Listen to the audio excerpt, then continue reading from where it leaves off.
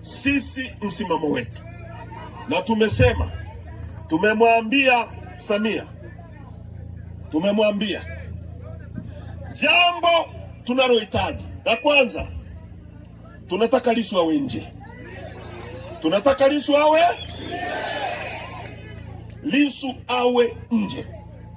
Lissu awe nje. Dunia inajua na sisi tunajua kwamba Lissu anaonewa. Lissu awe nje. Tunataka Lissu awe nje. Cha pili, tunataka mediator. Mediator ni msuluhishi wa kimataifa, aje hapa asuluhishe matatizo haya.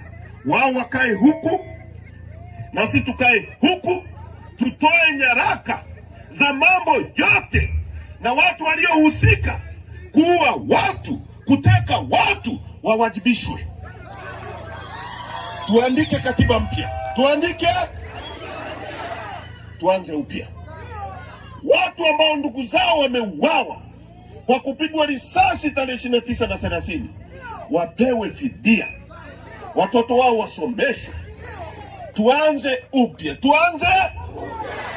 Vinginevyo kukaa na vikaragosi ambao hawana watu, mnajidanganya kwamba mnaweza kuitenga Chadema, mnarudia yale mliofanya tarehe 29 na mambo haya hayataweza kusuluhishika. Sirali, nyie mnasemaje? Tunataka katiba